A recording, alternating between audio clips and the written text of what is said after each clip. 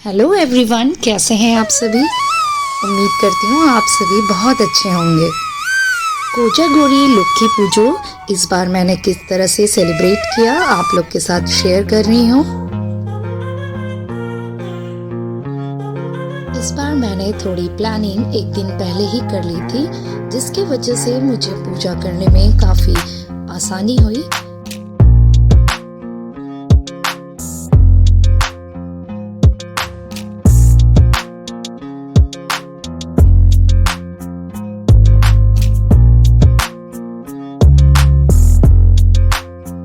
जितनी भी ज्वेलरी माँ के लिए परचेज किया है वो ऑनलाइन है ज़्यादातर।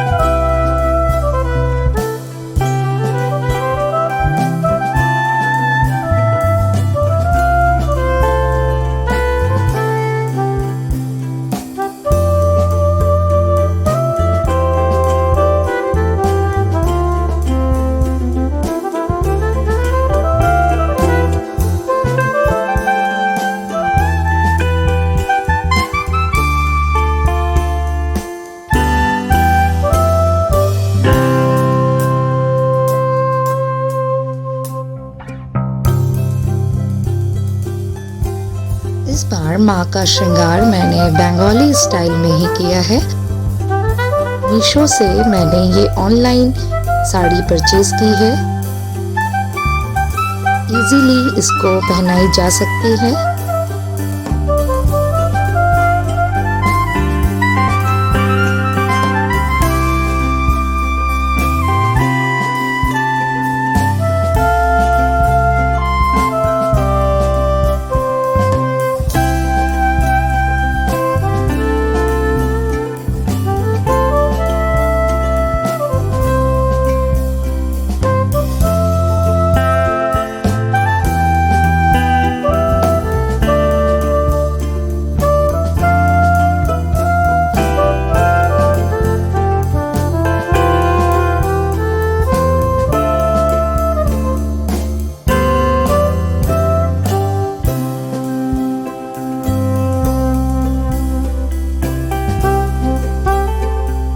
शरद पूर्णिमा में माँ का इस प्रकार से आवागमन बड़ा ही सुखद होता है और इसमें हर एक कन्याएं या महिलाएं आलता लगाती हैं पैरों में। ये बहुत ही खूबसूरत रिचुअल है।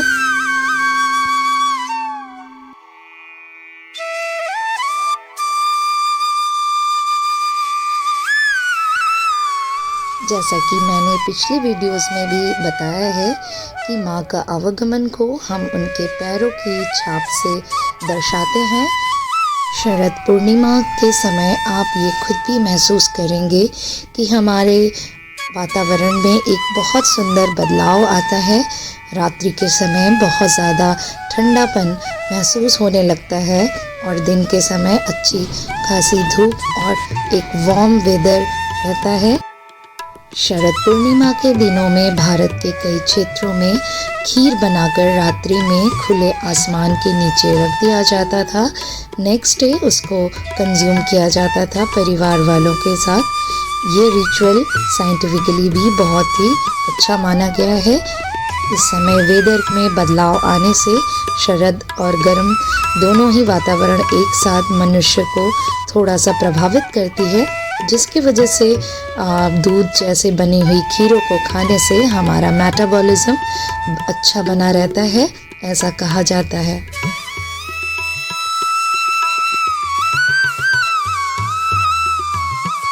खरीफ की फसल भारत के विभिन्न क्षेत्रों में इस समय बनकर तैयार हो जाती है, जिसका समर्पण हम माँ लक्ष्मी को करते हैं।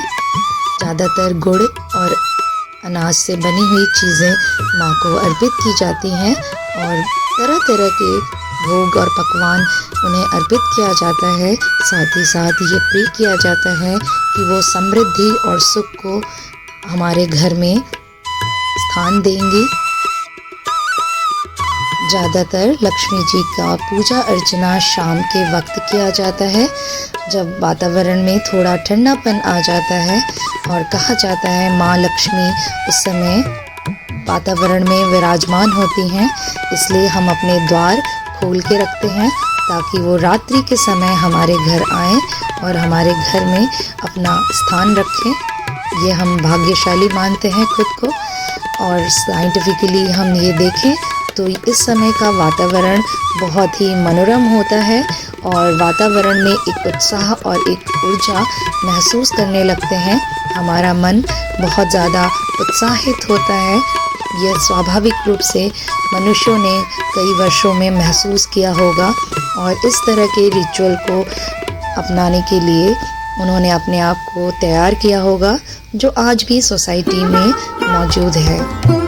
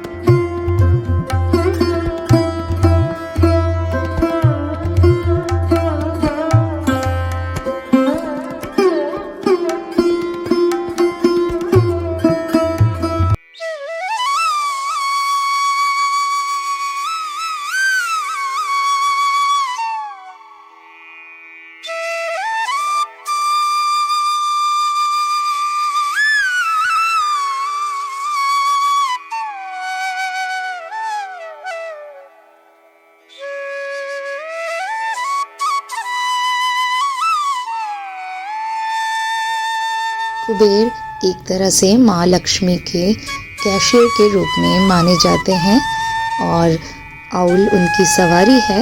आप देखें तो इस समय आपको अपने आसपास के एनवायरनमेंट को गौर करें तो उल्लू आपको शाखों पर बैठे हुए शाम के वक्त दिख जाते हैं।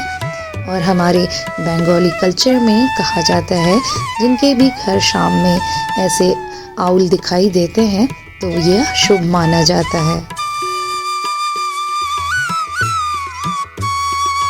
खुले आसमान में शरद पूर्णिमा की रात्रि में अगर आप जाएं तो आपको एक अद्भुत एनर्जी महसूस होगी। और कहा जाता है हमारे एंसेस्टर्स के द्वारा कि इस दिन आसमान से अमृत वर्षा होती है। नौका, नाव यानी कि समृद्धि का प्रतीक, इसी प्रकार अनाज के कोष, इन दोनों को हम समृद्धि का प्रतीक मानते हैं और इसमें सभी प्रकार के अनाजों को माँ को समर्पित करते हैं। धन संपत्ति के प्रतीक के रूप में कई घरों में हम अपने स्वर्ण आभूषण या श्रृंगार, अनाज एवं इत्यादि इत्यादि चीज़ों को भी माँ को समर्पित करते हैं और माँ से हम कामना करते हैं कि माँ हर वर्ष इसमें बढ़ोतरी करेंगी और हमारे जीवन को सुख समृद्धि से भर देंगी।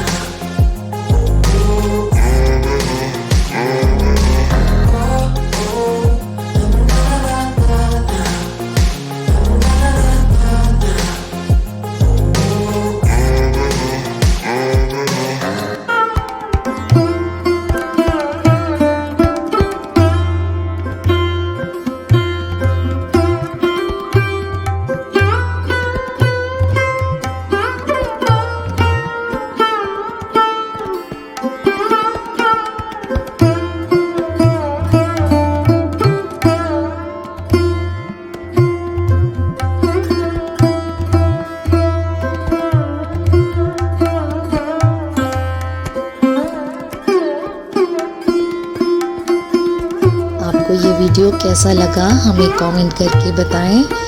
फिर एक बार मिलेंगे आपसे दोबारा एक और इंटरेस्टिंग वीडियो के साथ। तब तक आप खुश रहें, मस्त रहें।